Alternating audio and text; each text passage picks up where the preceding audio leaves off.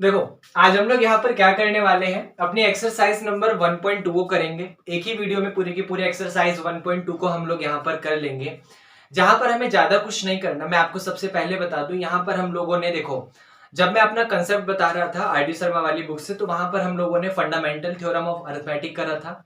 उसके बाद हम लोग यहाँ पर इस वाली एक्सरसाइज में अपने एचसीएफ को फाइंड करेंगे बाय प्राइम फैक्टराइजेशन, जैसे हम लोग अपनी 6th क्लास में करते हैं। हम लोग यहाँ पर एलसीएम को फाइंड करेंगे बाय प्राइम फैक्टराइजेशन, जैसे हम लोग अपनी 6th क्लास में करते हैं। और बस यही चीजें हमारी यहाँ पर होंगी, इन्हीं के आसपास हम लोग यहाँ पर घूमते रहेंगे। जहां पर आप देख सकते हो, सबसे पहला क्वेश्चन बड़ा सिंपल सा था कि express each number as a product of prime factor. तो क्वेश्चन नंबर फर्स्ट में आपके पास टोटल 5 पार्ट हैं। देखो, मैं सारे के सारे करवाऊंगा। अगर आपको लगता है कि ये वाला पार्ट आप खुद कर सकते हैं तो आप स्किप कर लेना, क्योंकि मुझे नहीं पता कि कौन बच्चा देख रहा है, किस बच्चे को ये समझ आया, किस बच्चे को ये समझ नहीं आया। तो हर क्वेश्चन में मेरा वही बिल्कुल सेम तरीका होगा, बिल्कुल वही डिटेल वाला मेथड होगा, क्योंकि मेरा ये मानना है कि चीजों को सिर्फ पढ़ने से ज्यादा उसको समझना काफी ज्यादा जरूरी है। आपको क्वेश्चन करना आता है, इसमें कोई वाहवाही वाली बात नहीं है। आपको क्वेश्चन समझ आ गया, इसमें काफी अच्छी वाली बात है। ये आपको समझ आ रहा है। तो क्वेश्चन नंबर 1 का फर्स्ट पार्ट है आपके सामने 140, और इसको हमें यहाँ पर प्राइम फैक्टर में ब्रेक करना है। तो आपको ज्यादा कुछ नहीं करना, चलो शुरू करते हैं। तो आप लोग यहाँ पर 140 के क्या करोगे भाई, 140 के फैक्टर करो। सबसे पहले ये इसके आखिरी में 0 है, तो किससे कैंसिल होगा, 2 से। तो जब आपने 2 से कैंसिल करा तो 2 7 जा 40, आपके पास 70 आ गया और 0 एज इट इज। फिर ये 2 से कैंसिल होगा तो आपके पास 35 2 जा 70, और आपके पास अब 35 5 से कैंसिल होगा तो 5 7 जा 35, लास्ट में 7 1 जा 7, आपके पास ये आ गया। मतलब 140 को आप लोग क्या लिख सकते हो, आप लोग लिख सकते हो 2 इंटू में 2 इंटू में 5 इंटू में 7। यस और नो, यस और नो, यस और नो। ओके, आपने 140 को लिख दिया 2 इंटू में 2 इंटू में 5 इंटू में 7। अब यहां पर एक छोटी सी बात देखो, ये तो 6th क्लास का भी बच्चा कर लेता है, तो 10th क्लास में इस चीज को क्यों दिया गया है बेटा, इसलिए दिया गया है क्योंकि यहाँ पर 2 कितने टाइम्स लिखा है, 2 टाइम्स लिखा है। तो क्या आप इसे यहाँ पर 2 का स्क्वायर लिख सकते हो भाई, जो नंबर जितनी बार रिपीट हो रहा है आप उसको स्क्वायर की फॉर्म में या फिर क्यूब की फॉर्म में, उसको मतलब इनडायरेक्टली आप पावर की फॉर्म में लिख दो। जैसे मान लो अगर 8 जो है वो 7 बार आ जाता तो 8 की पावर 7 लिख देता।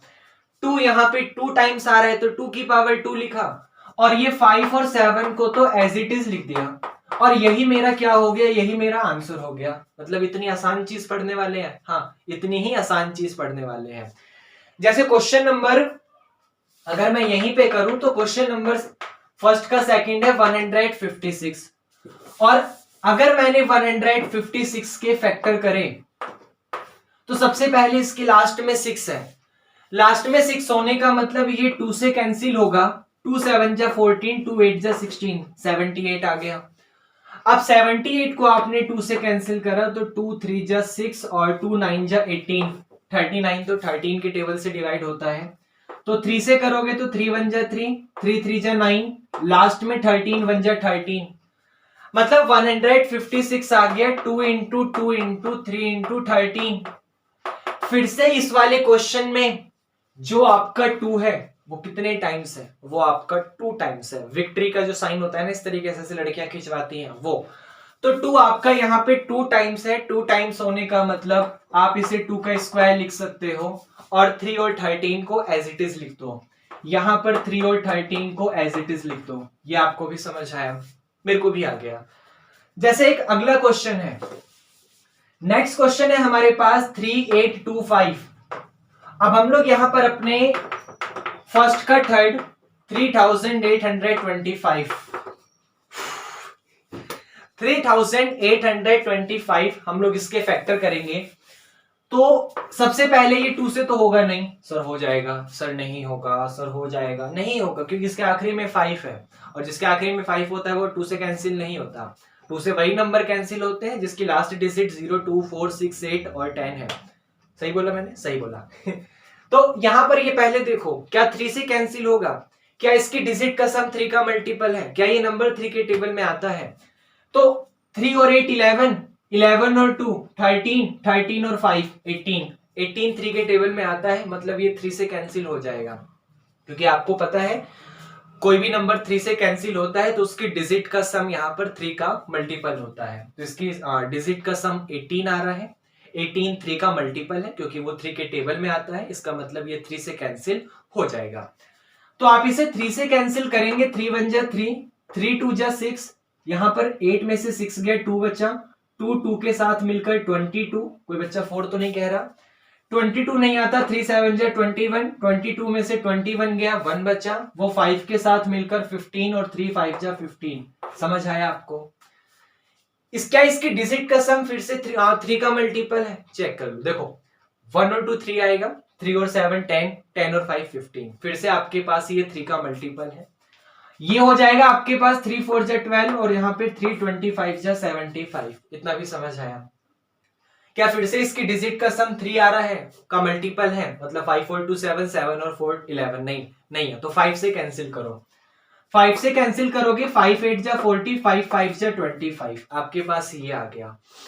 अब यहां पर आपने देखा 85 है, तो 85 आपका 5 17 जा, क्योंकि 17 का टेबल आई थिंक आपको याद होगा, 17 5 जा 85, नहीं याद है तो 5 1 जा 5, 3 बचा, 5 के साथ मिलकर 35 और 5 7 जा 35, फिर लास्ट में 17 1 जा 17 और इसके फैक्टर आपके पास आ गए 3 इंटू 3 इंटू 5 इंटू 5 इंटू 17। अब सुनो ध्यान से, 3 आपके पास कितने टाइम्स आ रहा है? 2 टाइम्स आ रहा है, तो क्या आप लोग इसको यहाँ पे 3 का स्क्वायर लिख सकते हो? 5 आपके पास कितने टाइम्स आ रहा है? 2 टाइम्स आ रहा है, तो क्या आप लोग इसको यहाँ पे 5 का स्क्वायर लिख सकते हो? 17 बेचारा अकेला है, तो जो अकेला होता है उसको अकेला ही छोड़ दिया करो। ये आपको समझ आया? तो ये आपका यहाँ पर इसका प्राइम फैक्टर हो गया, समझ आया? इसी का फोर्थ है यहाँ पे 5005। अब हमें यहां पर अपने 5005 का क्या करना है? सर क्या कर रहे थे अब तक? बेटा मैं अब तक प्राइम फैक्टर कर रहा था, तो अभी भी क्या करोगे? अभी भी प्राइम फैक्टर करोगे, तो फिर क्यों पूछ रहे हो? बस ऐसे ही। तो 5005 का प्राइम फैक्टर करो। सबसे पहले ये इसके डिजिट का सम 10 है, तो 3 से कैंसिल तो होगा नहीं, 5 से करो। 5 1 जा 5, 0 0, 5 1 जा 5, ये 1001 आ गया। अब इसको सोचो किससे कैंसिल होगा ये? ना ये 3 से हो रहा है ना 5 से हो रहा है, ये ऑड नंबर है तो 2 का मल्टीपल से तो होगा नहीं, तो 4 6 से कैंसिल हो नहीं रहा, 7 पे आ जाओ। अगर मैंने 7 से कैंसिल करा तो क्या आप इमेजिनेशन में इसको सॉल्व कर सकते हो? देखो 7 1 जा 7, 10 में से 7 गया, देखो ध्यान आपका इमेजिनेशन पे होना चाहिए, नजरी मेरी आंखों में होनी चाहिए। 7 1 जा 7, 10 में से 7 गया, 3 बचा, इसके साथ मिलकर 30 बन गया। 7 4 जा 28, 30 में से 28 गया, 2 बचा, इसके साथ मिलकर 21 बन गया, और 7 3 जा 21 हो जाएगा। तो आपने कैंसिल करा 7 1 जा 7, यहां पर ये 3 बचा, 30, तो 7 4 जा 28 और 7 3 जा 21, 143। और 143 आपका 7 से कैंसिल नहीं होगा, क्योंकि फिर 3 का क्या करोगे? 7 से नहीं हो रहा तो 9 से तो हो ही नहीं सकता, क्योंकि 3 से ही नहीं हो रहा था। 11 पे आ जाओ। 11 1 जा 11, 14 में से 11 गया, 3 बचेगा, 3 3 33 हो जाएगा। तो 11 1 जा 11, 11 3 जा 33 और 13 1 जा 13। मतलब आपके पास इसके प्राइम फैक्टर आ गए 5 इंटू 7 इंटू 11 इंटू 13। और आप एक छोटी सी बात देख सकते हो, यहाँ पर कोई भी प्राइम फैक्टर में ऐसा कोई भी नंबर नहीं है जो रिपीट हो रहा हो। तो जब ऐसा कोई भी नंबर रिपीट नहीं हो रहा तो हम इसको यहाँ पर पावर की फॉर्म में एक्सप्रेस नहीं कर सकते, और यही हमारा यहाँ पर क्या हो जाएगा? यही हमारा यहाँ पर फाइनली आंसर हो जाएगा। क्या आपको इतना समझ आया? एक लास्ट इसी का और है यहाँ पर 7429, फर्स्ट का फिफ्थ। तो 7429 के भी हम लोग यहाँ पर क्या करेंगे? इसके फिर से हम लोग यहाँ पर प्राइम फैक्टर करेंगे 7429। क्या इसकी डिजिट का सम 3 आ रहा है? चेक करो, 7 और 11, 11 और 2 13, 13 और 9 22, नहीं हो रहा। किससे कैंसिल होगा? ये 5 से तो होगा नहीं, 7 से चेक करो। 7 1 जा 7, 7 6 जा 42, 9 नहीं हो रहा।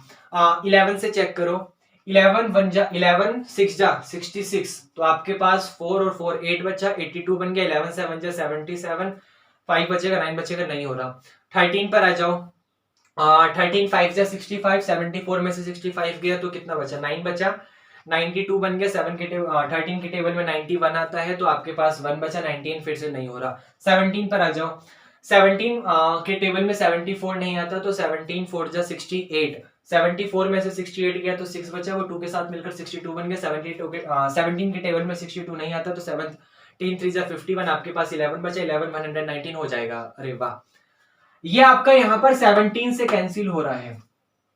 अब मैं इतनी जल्दी जल्दी कैसे करते जा रहा था, क्योंकि बेटा दो चीजें हैं यहाँ पे। सबसे पहले मेरी ना यहाँ पर प्रैक्टिस काफी अच्छी हो चुकी है, क्योंकि मैं आज आपको पहली बार नहीं पढ़ा रहा। 5 साल की जिंदगी में मतलब हो तो चुका मैं अब एक अच्छा खासा गबरू जवान, लेकिन 5 साल में मैंने इसको बहुत बार करवाया है। तो यहाँ पर ना मेरी क्वेश्चन में इतनी अच्छी प्रैक्टिस हो चुकी है कि मैं उसको अपने दिमाग में ही फैक्टर कर सकता हूँ।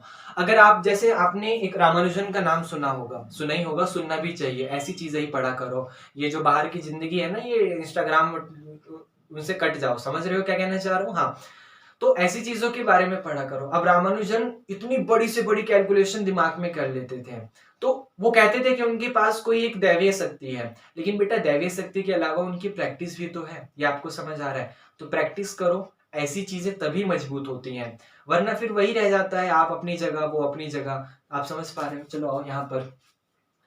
सबसे पहले 17 4 जा 68, 74 में से 68 गया तो 6 बचा, 6 2 के साथ मिलकर 62 बन गया। 17 के टेबल में 62 नहीं आता, इसलिए 17 3 जा 51 आ गया। 62 में से 51 गया तो 11 बचा, 11 9 के साथ मिलकर 119 बन गया। और 17 के टेबल में जो 119 है वो आपका 7 टाइम्स में आता है। इतना समझ आया? अब ये 437 लिखा है, 437 क्या फिर से 17 से कैंसिल होगा? तो 17 के टेबल में 43 नहीं आता, इसलिए 17 2 जा 34, 43 में से 34 गया 9, 97 आपका नहीं आता। 19 से चेक करो, अगर आपने इसे 19 से यहां पर कैंसिल करा तो इसके 19 के टेबल में 43 नहीं आता, 19 2 जा 38, 5 बचा, और 19 3 जा 57, 19 से हो जाएगा। तो 19 2 जा 38, 43 में से 38 गया, 5 बचा, वो वाला 5 7 के साथ मिलकर 57 बन गया, और 19 के टेबल में 3 टाइम्स में 57 आता है। अब ये जो 23 लिखा है वो एक यहाँ पर क्योंकि प्राइम नंबर है इसलिए यहाँ पर अपने आप से कैंसिल होगा, तो इसके प्राइम फैक्टर आ गए 17 इंटू में 9 इंटू में 23, 19 इंटू में 23। ऐसा कोई भी नंबर नहीं है जो रिपीट हो रहा हो, तो हम इसे यहाँ पर पावर की फॉर्म में, एक्सपोनेंट की फॉर्म में नहीं लिख सकते हैं, तो यही हमारे यहाँ पर फाइनल आ जाएगा। और क्वेश्चन नंबर 1 के पांचों सवाल हमारे बहुत ही सिंपल थे। आपको जस्ट प्राइम फैक्टर करना है, प्राइम फैक्टर करने के बाद अगर आप उसको पावर की फॉर्म में एक्सप्रेस कर सकते हो तो करो, अदरवाइज आपके पास वही यहां पर आंसर हो जाएगा। क्या हम आगे बढ़े? ओके। उसके बाद देखिए क्वेश्चन नंबर 2 है आपका यहाँ पे। क्वेश्चन नंबर 2 में आपसे उसने बहुत ही सिंपल सी बात में कहा है कि find the HCF and LCM of the following pair of integer. आपके पास यहाँ पर जो भी पेयर ऑफ इंटीजर दिए हुए हैं, टोटल 3 पार्ट्स हैं, तीनों पार्ट्स में आप देख सकते हैं आपके पास अलग अलग नंबर है। तो यहां पर जो भी उसने पेयरिंग दी हुई है उनका हमें क्या करना है, पहले HCF और LCM फाइंड करना है, और फिर उसके बाद हमें ये वेरीफाई करना है कि जब भी आप HCF और LCM की मल्टीप्लाई करते हैं तो रिजल्ट आपके सामने प्रोडक्ट ऑफ 2 नंबर्स के इक्वल आता है। अब एक छोटी सी कहानी सुना रहा हूं, बहुत ध्यान से सुनना बेटा। एक समय की बात है कि जब हम लोग किसी भी चीज का HCF फाइंड करते हैं तो HCF फाइंड करने में हम लोग क्या करते हैं, जो डिजिट उसमें जो नंबर उसमें कॉमन है उसमें सबसे छोटे वाला नंबर लेते हैं। ये आपको HCF के लिए याद रखना है कि HCF करते वक्त आप क्या करो, आपके पास जो भी पेयरिंग गिवन है आप उसका एक सबसे पहले प्राइम फैक्टर कर लो।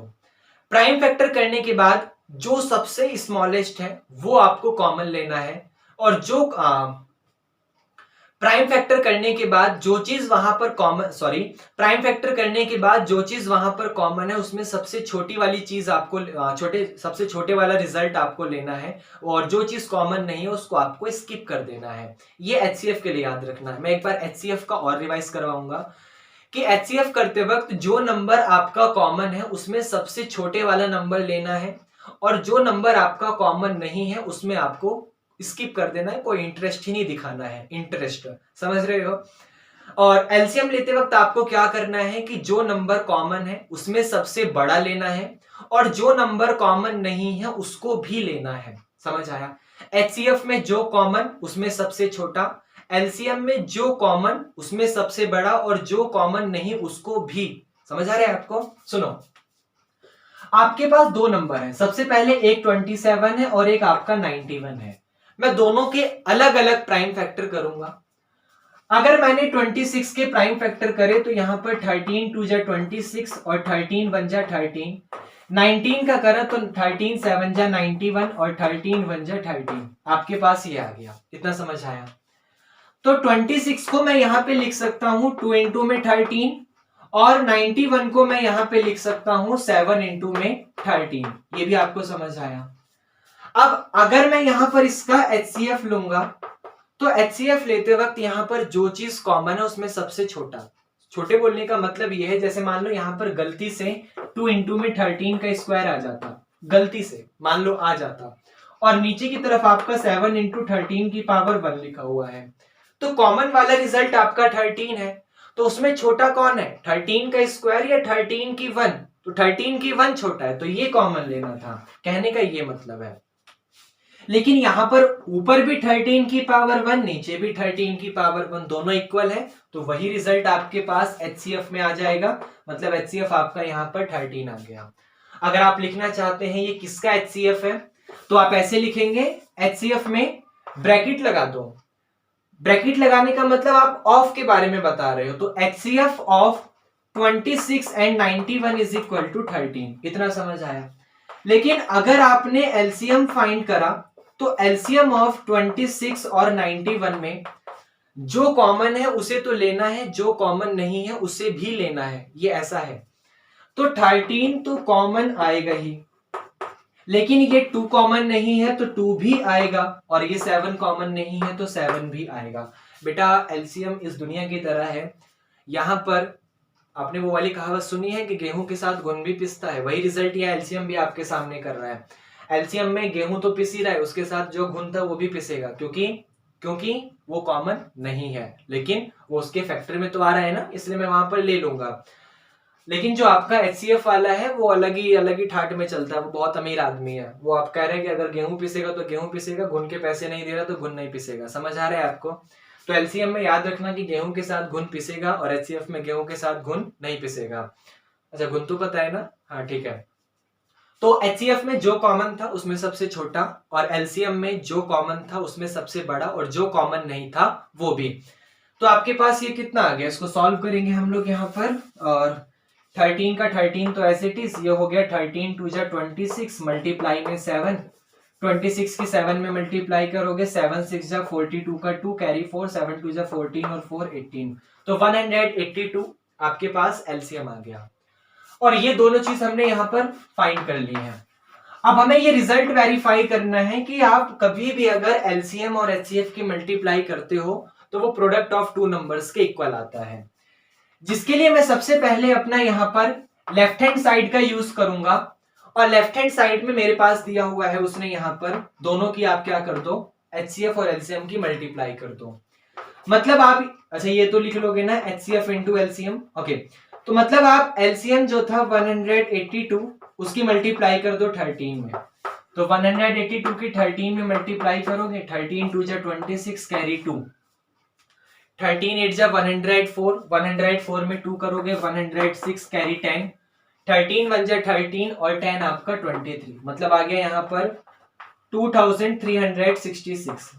जबकि अगर आप यहाँ पर राइट हैंड साइड में काम करोगे तो दोनों नंबर की प्रोडक्ट करवा दो, मतलब 91 की 26 में प्रोडक्ट करवाओगे तो 6 1 जा 6, 6 9 जा 54, 9 6 जा 54 ही होता है, हाँ, और 2 1 जा 2 और 2 9 जा 18, प्लस करोगे 6 6 5 और 8 13, यहाँ पर एक और एक 2, तो यहाँ पर भी आपके पास आ गया कि 26 इंटू में 91 इज इक्वल टू 2366, और यही आपको यहाँ पर वेरीफाई करना था। लिख देना 100, बच्चों को बहुत अच्छा लगता है लिखना, 100 left hand side is equal to right hand side, और यही आपको यहाँ पर प्रूफ करना था। तो सबसे पहले आपको ज्यादा कुछ नहीं करना, आपको यहाँ पर इसका HCF और LCM फाइंड करना है, और उसके बाद आपको यहाँ पर अपने इस वाले रिजल्ट को वेरीफाई करवाना है। इसके बाद कोई क्वेश्चन नंबर 2 का ही सेकंड पार्ट करेंगे, ध्यान से समझना। उसके बाद हमारे पास यहाँ पर उसने क्वेश्चन नंबर 2 का जो सेकंड पार्ट है 510 एंड 92, दोनों पेयरिंग हमें पता है। सबसे पहले हम लोग क्या करेंगे, यहाँ पर दोनों के प्राइम फैक्टर करेंगे।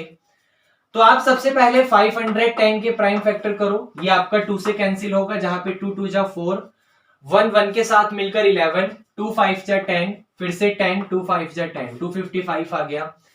255 आपका इसकी डिजिट का सम कितना है, 5 और 5 10 और 2 12, 12 3 का मल्टीपल है, तो ये 3 से कैंसिल होगा।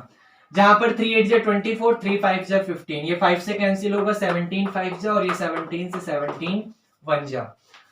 जबकि आप अगर 92 को सॉल्व करोगे तो बेटा 92 में जब आप प्राइम फैक्टर करोगे तो 2 से कैंसिल होगा, तो यहां पर 46 आ जाएगा, फिर 2 से कैंसिल होगा तो 23, और फिर 23 से कैंसिल होगा तो 1 आ जाएगा। इतना आपको समझ आया, सही करा मैंने।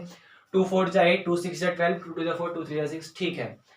तो आप यहां पर 510 को कैसे लिख सकते हो, 2 इंटू में 3 इंटू में 5 इंटू में 17, और 92 को कैसे लिख सकते हो, 2 इंटू में 2 इंटू में 23।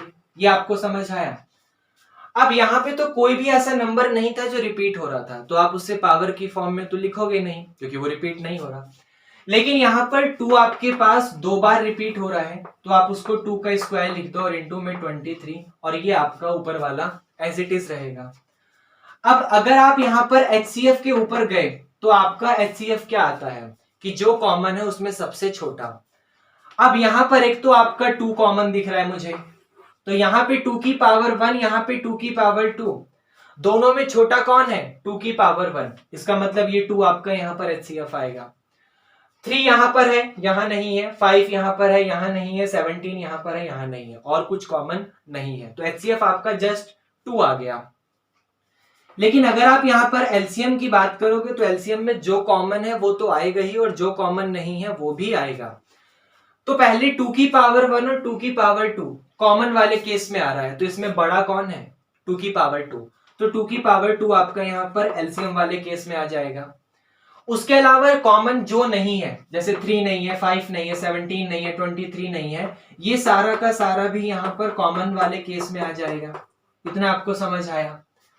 अब 2 का स्क्वायर क्या होगा, 2 का स्क्वायर यहां पर 4 आ जाएगा, तो 4 इंटू में 3, 4 इंटू में 3 इंटू में 5 17 23 इंटू में 5 इंटू में 17 इंटू में 23, तो 4 3 जा 12, 12 5 जा 16, 17 6 जा 102, तो 1020, और 1020 की 23 में मल्टीप्लाई कर दो।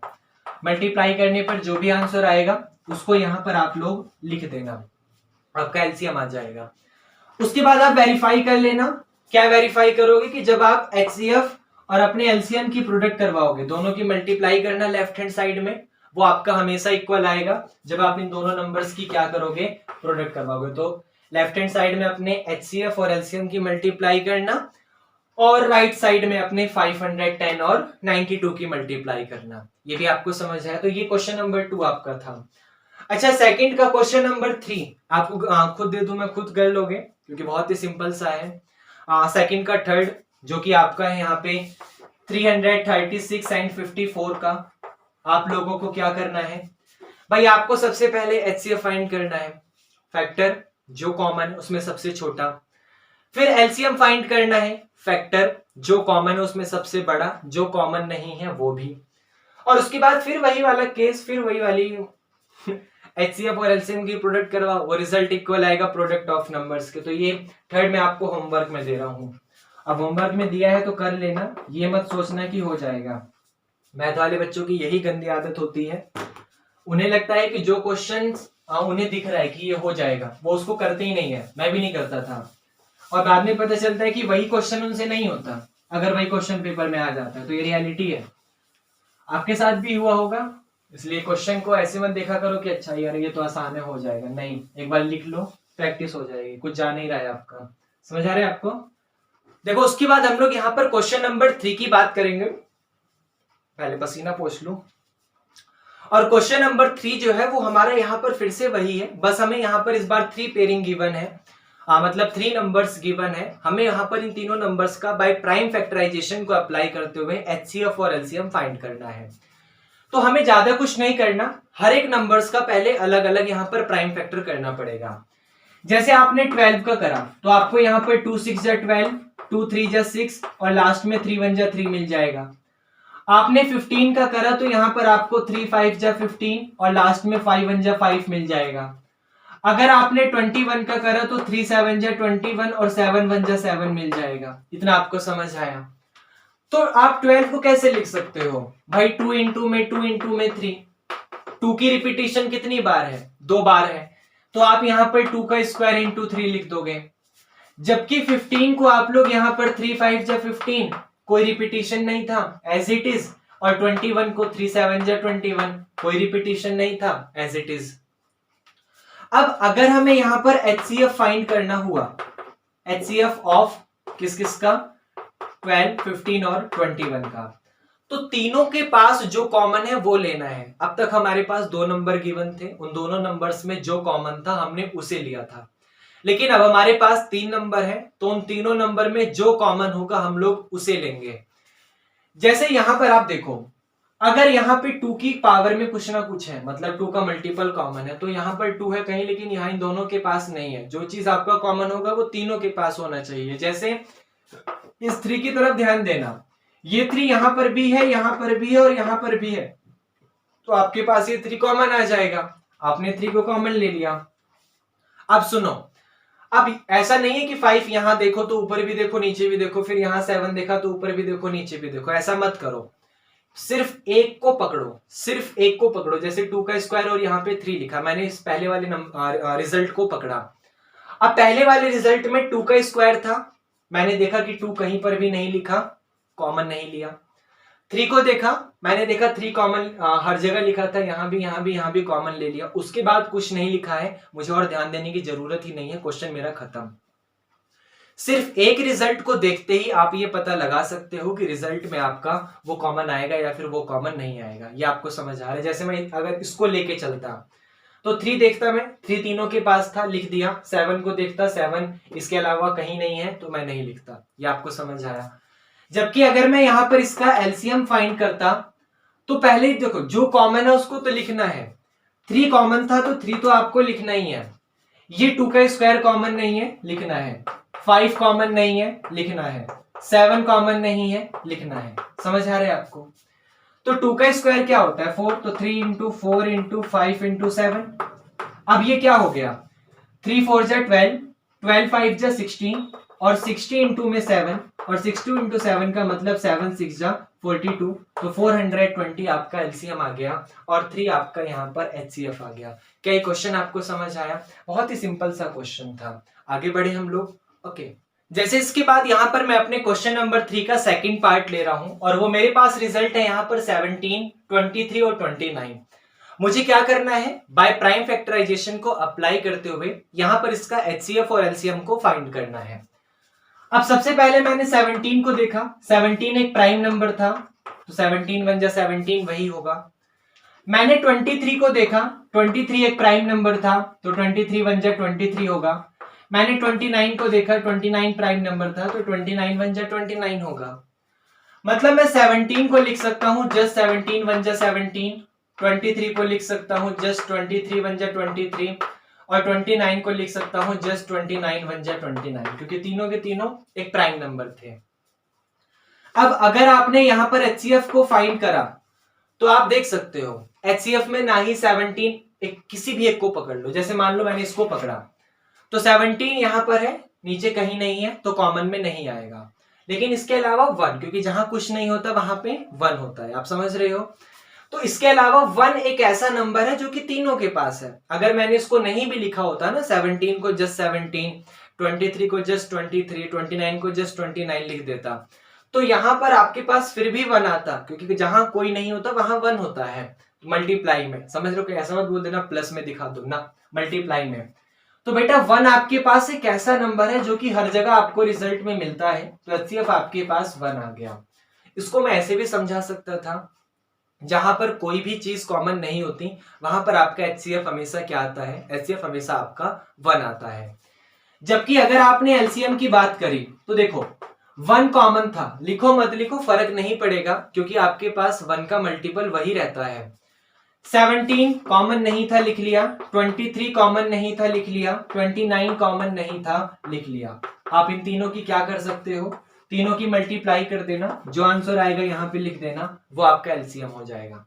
मतलब बड़ी सिंपल सा कंसेप्ट है कि अगर आपके पास किसी भी नंबर का HCF 1 आता है तो उसका एलसीएम हमेशा उन दोनों नंबर्स की प्रोडक्ट ही आएगा। जैसे 4 और 5, इन दोनों का HCF 1 है, जबकि आप एलसीएम लेने जाओगे तो 4 5 से 20 आ जाएगा। समझ रहे हो? वैसे ही आपके पास यहाँ पर ये 3 अलग अलग नंबर हैं, इन 3 अलग अलग नंबर्स में इनका HCF आपके पास यहाँ पर 1 आ रहा है, लेकिन अगर आप इसका एलसीएम लेने जाओगे तो उन तीनों नंबर्स की प्रोडक्ट कर देना और अपने आंसर को यहाँ पर लिख देना। सिंपल था।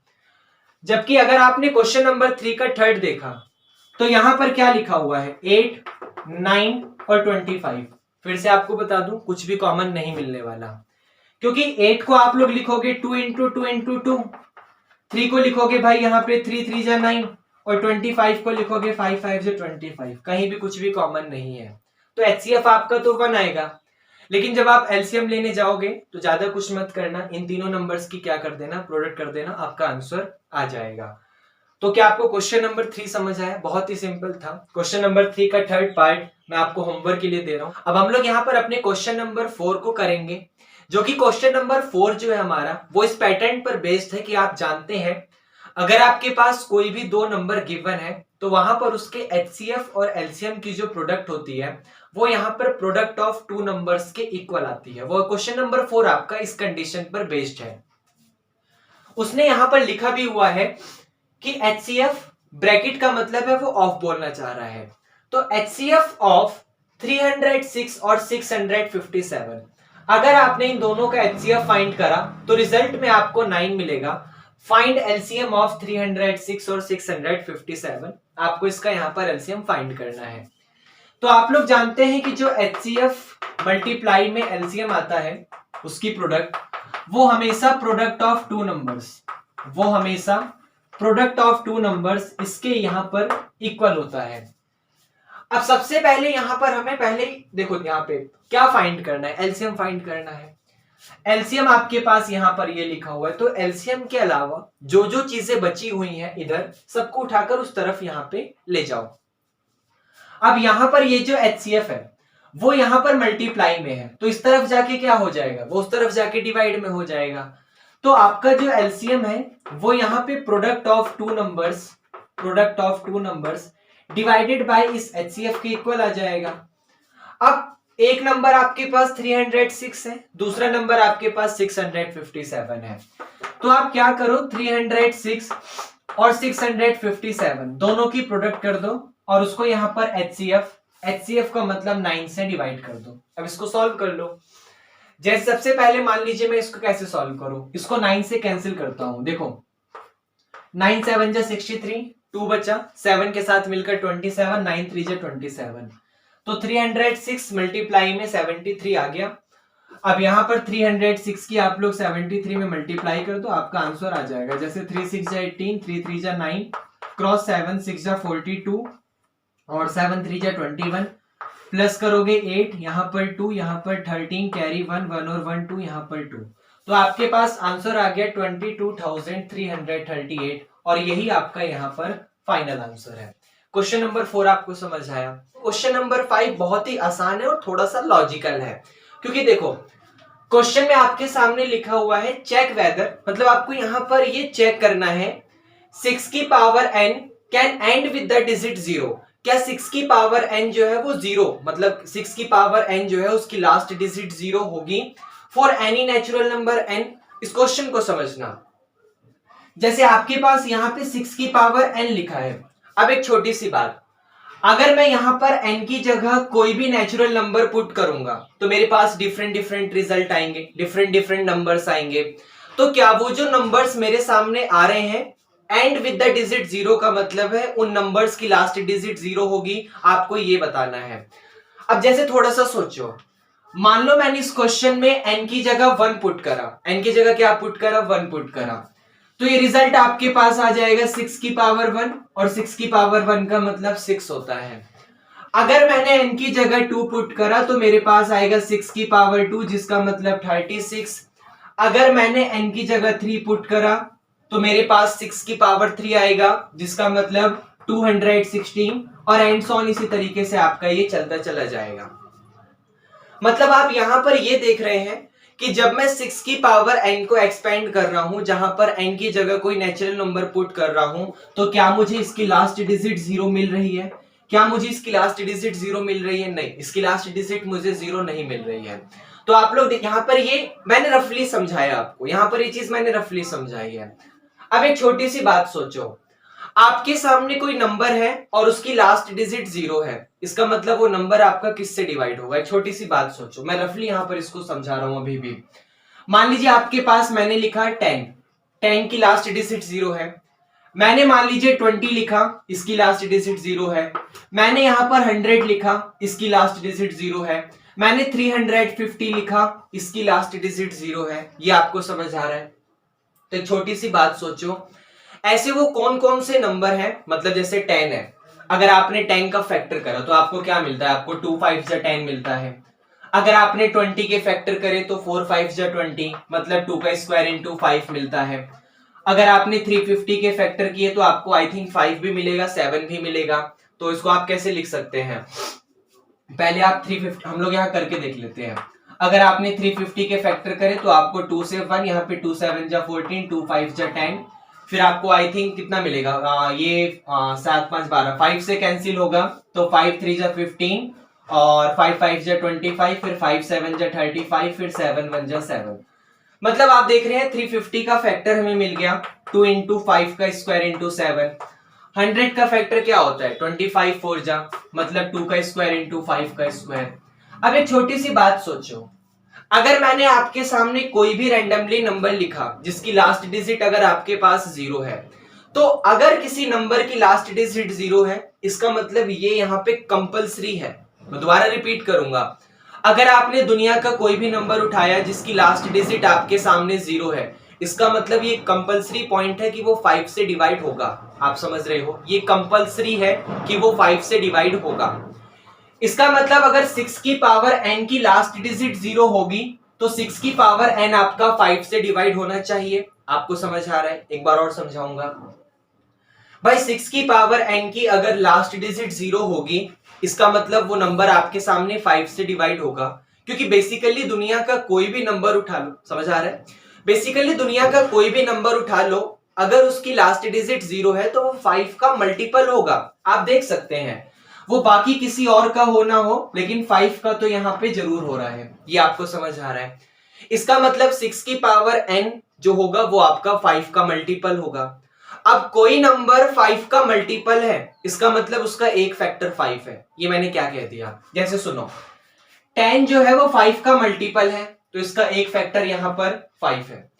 20 जो है 5 का मल्टीपल है, तो इसका एक फैक्टर यहां पर 5 है। इसका मतलब 6 की पावर n अगर आपके सामने, इसको रफ करूंगा, अगर 6 की पावर n की लास्ट डिजिट 0 होगी, इसका मतलब 6 की पावर n आपका 5 का मल्टीपल होगा। ये आपको समझ आ रहा है? लेकिन 6 की पावर n को आप थोड़ा सा ध्यान से समझो। ये जो 6 की पावर n लिखा है, अगर मैंने सिर्फ 6 के फैक्टर करें तो मेरे पास 2 की पावर n और 3 की पावर n आ जाएगा। क्या ये समझ है मैंने कैसे लिख दिया? देखो, मैं यहां पे 6 को 2 3 जा 6 लिख सकता हूं, और उसकी होल पावर n मेरे पास एज इट इज। मैंने n को क्या करा, इस बेस 2 के पास भी और इस बेस 3 के पास भी डिस्ट्रीब्यूट कर दिया। मतलब मैं 6 की पावर n को 2 की पावर n और 3 की पावर n लिख सकता हूं। अब इन दोनों में से कोई क्या ऐसा नंबर है जो आपका यहाँ पे 5 का मल्टीपल है? क्या इसका कोई फैक्टर 5 आपके सामने आ रहा है? नहीं आ रहा। इसका मतलब 6 की पावर n की लास्ट डिजिट 0 नहीं होगी। अब इसको कैसे लिखना है उसको थोड़ा समझना ध्यान से। मैं आपके सामने एक स्क्रीनशॉट लगा रहा हूं, उसको देखना यहाँ पे उसने किस तरीके से उसको यहाँ पे लिखा है। We know that every natural number which ends with the digit 5 is divisible by 5. हम लोग यहां पर जानते हैं कि अगर आपके सामने कोई भी नेचुरल नंबर है जिसकी लास्ट डिजिट 5 है तो वो 5 का मल्टीपल होगा। मैं क्या लिखूंगा? We know that any natural number whose last digit is 0 is factor is a divisible by 5. मैं इस तरीके से मैं यहाँ पे लिख देता हूं, आपको समझ आ जाएगा। देखो, we know that, पूरा इसको थ्योरी बना के लिखना है। We know that those number whose last digit is zero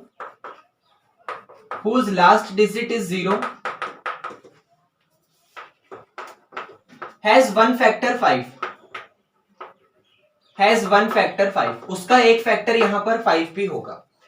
उसके बाद है if 6 की power n ends with the digit 5, अगर 6 की पावर n आपका ends with the digit 5, मतलब यहां पर हम लोग क्या लिखेंगे, if 6 की power n end with the digit 0, क्योंकि हमारा 0 चल रहा है, उसने यहां पर 5 दिया हुआ है।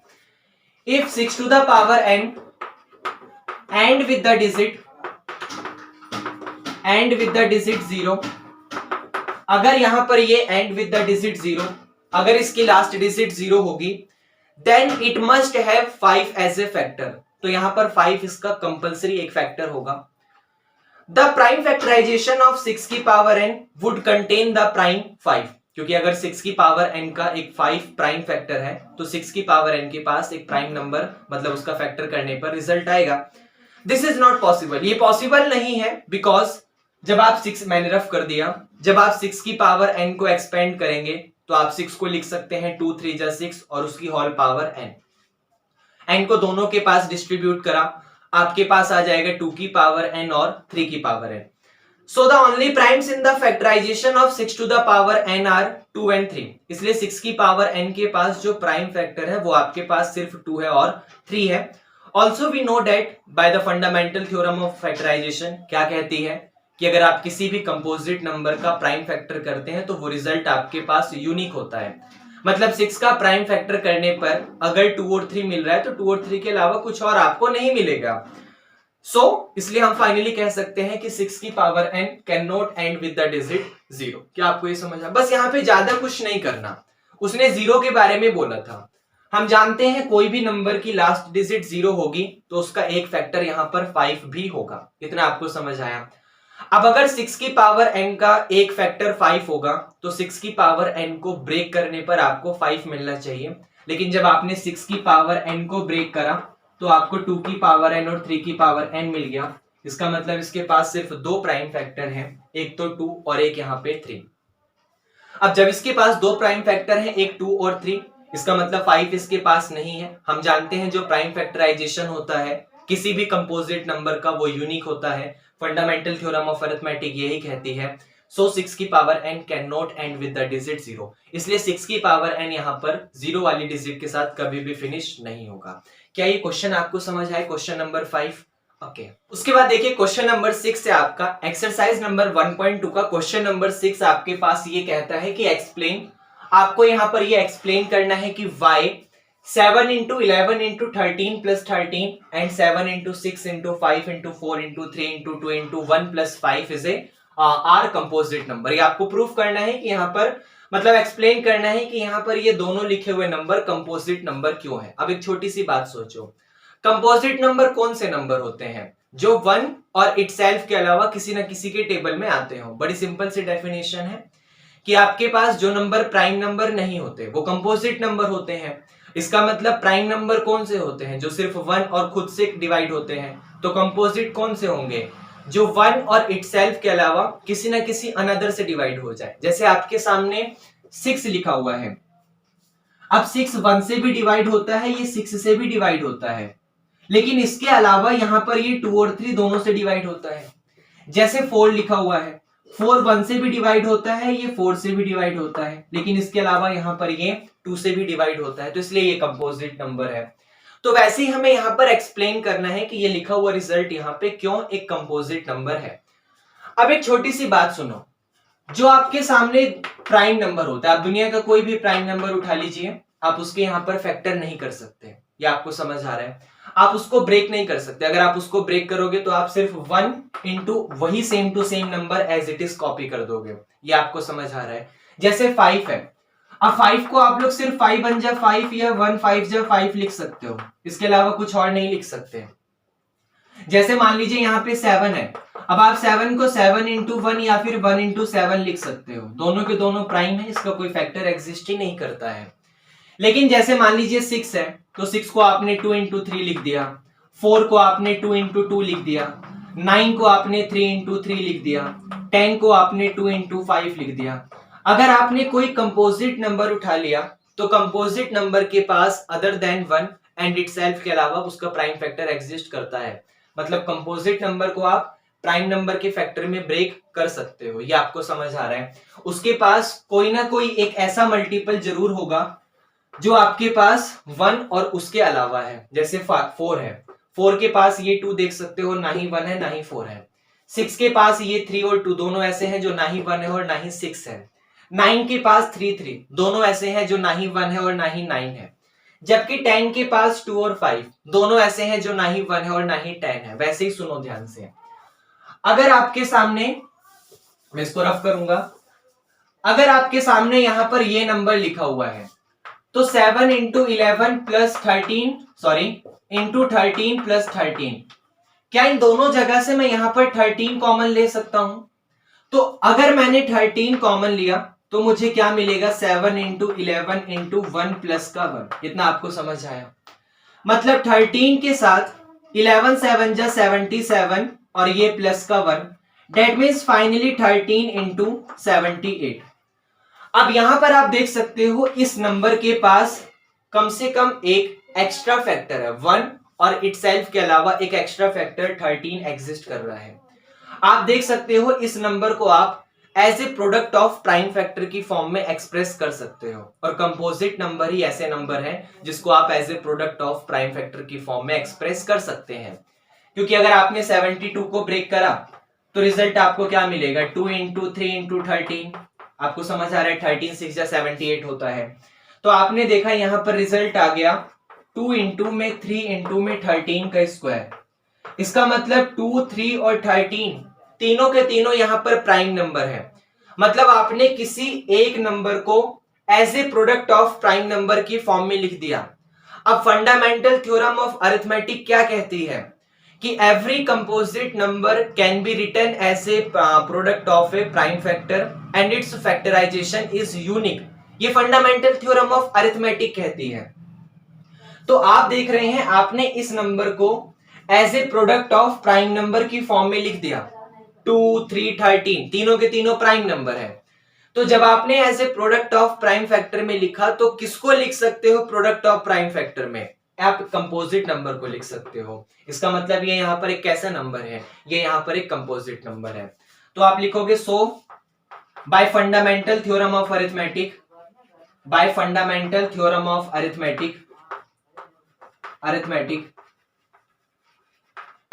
ये 7 into 11 into 13 plus 13 is a composite number. ये आपको समझ आया? सेम वही काम आप लोग यहां पर अपने अनदर वाले रिजल्ट में करोगे। इस वाले रिजल्ट में अब 7 into 6 into 5 into 4 into 3 into 2 into 1 और प्लस का 5 आपके पास ये लिखा हुआ है। अगर मैंने आपसे पूछा दोनों में से क्या रिजल्ट आपके पास कॉमन है, तो आप कहोगे 5 एक ऐसा नंबर है जो कि आपके पास यहां पर कॉमन आ रहा है। अगर मैंने 5 को कॉमन लिया, मेरे पास 7 into 6 into 4 into 3 into 2 into 1 और प्लस का 5 कॉमन ले लिया तो 1 बचेगा। अब 5 तो आपका एज इट इज, यहां पर 2 3 जा 6, 6 4 जा 24, 24 की काम करो 42 में मल्टीप्लाई कर दो। जब आप 24 की मल्टीप्लाई 42 में करोगे तो 2 4 जा 8 मिलेगा, 2 2 जा 4, 4 4 जा 16, 4 2 जा 8 और 1 9, 8 का 8 10 और यहाँ पर 10, मतलब आपके पास 1009 आ गया। ये आपको समझ आया? अब आपने इस नंबर को यहाँ पर 5 इंटू 1009 लिख दिया। इसका मतलब आपने इस नंबर को 5 और कोई ना कोई अनदर नंबर की फॉर्म में लिख दिया। अब इसका भले ही प्राइम फैक्टराइजेशन एग्जिस्ट करता हो नहीं करता हो, चेक करना पड़ेगा कर रहा है या फिर नहीं कर रहा है, लेकिन आपने इसको as a product of prime factor की फॉर्म में लिख दिया। और जब आपने इसको as a product of prime factor मतलब एक ना एक अनदर फैक्टर, 1 और इटसेल्फ के अलावा एक ना एक अनदर फैक्टर, जैसे देखो ये आपके पास सॉल्व करने पर कोई ना कोई नंबर आएगा, ये आपको समझ आ रहा है, लेकिन वो नंबर 5 नहीं होगा, वो 5 से बड़ा ही होगा। आपको इतना तो पता ही दिख रहा है कि ये नंबर आपका 5 से बड़ा होगा, लेकिन आपने क्या करा, इस नंबर को 5 इंटू समथिंग की फॉर्म में ब्रेक कर दिया। अब जैसे ही आपने इसको 5 इंटू समथिंग की फॉर्म में ब्रेक करा, इसका मतलब आपने यहाँ पर इसको as a product of prime की फॉर्म में ब्रेक कर दिया। और आप किस नंबर को as a product of prime की फॉर्म में ब्रेक कर सकते हो? जो नंबर आपके पास कंपोजिट नंबर होगा, क्योंकि भाई वही कंपोजिट नंबर होते हैं जिन्हें आप प्रोडक्ट ऑफ प्राइम की फॉर्म में एक्सप्रेस कर रहे हैं। यही फंडामेंटल थ्योरम ऑफ अरिथमेटिक कहती है। इसका मतलब आपके सामने ये कैसा नंबर हो जाएगा? ये यहाँ पर एक कंपोजिट नंबर हो जाएगा। ये भी आपको समझ आया? ओके। उसके बाद देखिए आपका यहाँ पर क्वेश्चन नंबर 7 है, जो कि आपकी एक्सरसाइज नंबर 1.2 का सबसे लास्ट क्वेश्चन और सबसे इंटरेस्टिंग क्वेश्चन है, क्योंकि क्वेश्चन आपके सामने यहाँ पर ये है, there is a circular path around a sports field. मतलब आपके पास एक स्पोर्ट का फील्ड है जिसके चारों तरफ यहाँ पर एक सर्कुलर पाथ है। जैसे मान लीजिए यहाँ पर बीच में कोई पार्क वगैरह है और उस पार्क के चारों तरफ एक ट्रैक होता है जहां पर आप लोग क्या करते हैं, रनिंग वगैरह ऐसा कुछ भी यहाँ पर करते हैं। Sonia takes 18 minutes to drive 1 round of the field. Sonia नाम की एक लड़की है, वो क्या करती है, इस फील्ड के चारों तरफ ड्राइव करने के लिए 18 मिनट का टाइम लेती है। इसको लिख लेते हैं यहाँ पर। सबसे पहले ये जो सोनिया नाम की लड़की है वो क्या करती है, 18 मिनट्स का टाइम लेती है इसको ड्राइव करने पर। वाइल रवि, जबकि रवि नाम का जो लड़का है, takes 12 minutes for the same. Ravi इसी काम को करने के लिए यहाँ पर 12 मिनट का समय लेता है। इसको भी हम लोग यहाँ पर लिख लेते हैं। उसके बाद क्वेश्चन में है, suppose they start at the same point and at the same time. हमने यहाँ पर ये लेट करके चला कि दोनों ने एक ही पॉइंट से स्टार्ट करा और एक ही समय पर स्टार्ट करा, and go in the same direction, और एक ही डायरेक्शन में गए। मैंने लेट करा, दोनों ने यहाँ पे ड्राइव करना स्टार्ट करा सेम पॉइंट पे, सेम टाइम पर और सेम डायरेक्शन में। After how many minutes will they meet again at the starting point. तो कितने मिनट बाद वो यहाँ पर अपने स्टार्टिंग पॉइंट पे दोबारा मिलेंगे, मतलब वो कितने मिनट बाद यहाँ पर आके दोबारा मिलेंगे। अब इसको समझना ध्यान से। मैं यहाँ पर सेम ऐसा ही पार्क और एक ऐसा ही सर्कुलर ट्रैक और यहाँ पर बनाता हूं। अब सुनो, मान लो यहाँ पर सोनिया ड्राइव कर रही है, यहाँ पर रवि ड्राइव कर रहा है। तो सोनिया सबसे पहले देखो 18 मिनट का टाइम ले रही है अपने ट्रैक को कवर करने में। मतलब वो यहां से स्टार्ट करती है, तो अभी उसका जो पॉइंट है वो यहाँ पर 0 है। अभी उसका जो यहाँ पर पॉइंट है वो टाइम बिल्कुल 0 है। 18 मिनट बाद घूमकर वो दोबारा यहीं पर आ जाएगी। ये आपको समझ आया? और फिर मतलब उसने एक चक्कर लगाया और अपना 18 मिनट उसका खत्म हो गया। मैं यहाँ पे लिख देता हूं, उसने एक चक्कर लगाया और 18 मिनट उसका यहाँ पर खत्म हो गया। वो दूसरा चक्कर लगाएगी और अपना 18 फिर से 18 मिनट खत्म हो जाएगा। तो पहले 18 खत्म हुआ, दूसरे चक्कर में फिर 18 मिनट खत्म हो गए, तो टोटल कितना मिनट खत्म हो गया, 36 मिनट। उसने फिर चक्कर लगाया और तीसरे राउंड खत्म करते ही उसका यहाँ पर 54 मिनट खत्म हो गया, एंड सॉन। ये रिजल्ट चलता है, ऐसे ही चला जाएगा। जबकि रवि जो है अपने इसी काम को यहाँ पर 12 मिनट में कंप्लीट कर रहा है। मतलब वो अभी उसका पॉइंट जो टाइम था वो 0 है, लेकिन जैसे ही पहला चक्कर कंप्लीट होगा उसके 12 मिनट यहाँ पर खत्म हो जाएंगे। तो पहले चक्कर में वो अपने 12 मिनट को खत्म कर रहा है। दूसरा चक्कर लगाएगा तो 12 मिनट और खत्म हो जाएंगे। मतलब 12 और 12 अब कितने मिनट खत्म हो गए, 24 मिनट खत्म हो गए। जैसे ही वो तीसरा चक्कर लगाएगा फिर 12 मिनट खत्म हो जाएंगे। मतलब फिर से आपका यहाँ पर 36 मिनट खत्म हो गया। चौथे चक्कर में 48 मिनट खत्म हो जाएंगे और इस तरीके से आपका चलता चला जाएगा। तो दोनों ने एक ही टाइम पर स्टार्ट किया था, तो वो मिनिमम टाइम, मतलब उसने यहाँ पर बोला है after how many minute will they meet again at the starting point. तो कितने मिनट बाद वो यहाँ पर दोबारा मिलेंगे स्टार्टिंग पॉइंट पे। अब सुनो, पहले वो 18 मिनट बाद मिला, लेकिन ये 18 मिनट बाद नहीं मिला। ये 36 मिनट बाद मिला और ये भी 36 मिनट बाद मिल गया। मतलब वो कौन सा कॉमन नंबर है जो दोनों के पास आ रहा है, वो कॉमन टाइम कौन सा है, वो 36 है। क्योंकि ये 12 मिनट बाद अपने स्टार्टिंग पॉइंट पर पहुंचेगा, लेकिन 12 मिनट में तो इसका खत्म ही नहीं होगा, ये 18 मिनट ले रहा है। फिर ये 24 मिनट बाद पहुंचेगा, 24 मिनट बाद भी इसके पास नहीं आ रहा। फिर ये 36 मिनट बाद अपने स्टार्टिंग पॉइंट पर पहुंचेगा और 36 मिनट बाद ये भी अपने स्टार्टिंग पॉइंट पर पहुंच जाएगा। उसने यहाँ पर ऐसा कोई कहीं नहीं लिखा क्वेश्चन में कि कितने राउंड कंप्लीट हो रहे हैं ये मैटर करेगा, नहीं। उसका 3 राउंड में वो अपने 36 मिनट कवर करता है, ये 2 राउंड में अपने 36 मिनट कवर करता है। ये आपको समझ आ रहा है? तो वो टाइम आपके सामने कौन सा आ गया, वो टाइम आपके सामने यहाँ पर 36 आ गया। लेकिन आप लोग इसको यहां पर करोगे किस तरीके से, उसको समझ लो थोड़ा सा। अब अगर यहां पे आपने हल्की सी क्रिएटिविटी दिखाई है तो आप देख सकते हो ये 36 क्या है, 36 is the LCM of 18 and 12। अगर आप 18 का प्राइम फैक्टर करोगे आपको 2 9 जा 18, 3 3 जा 9 और लास्ट में 3 1 जा 3 मिल जाएगा। अगर आप 12 का प्राइम फैक्टर करोगे आपको यहाँ पर 2 6 जा 12 और 2 3 जा 6 और 3 1 जा 3 मिल जाएगा। आप 18 को लिख सकते हो यहाँ पे 2 इंटू 3 इंटू 3 मतलब 3 का स्क्वायर, और 12 को लिख सकते हो 2 का स्क्वायर इंटू में 3। अब मैंने आपको बताया था एचसीएफ लेते वक्त जो कॉमन है उसमें सबसे छोटा और एलसीएम लेते वक्त जो कॉमन है उसमें सबसे बड़ा और जो कॉमन नहीं है वो भी। तो यहाँ पे 2 और 3 आपके पास दोनों कॉमन वाली रिजल्ट में आ रहे हैं।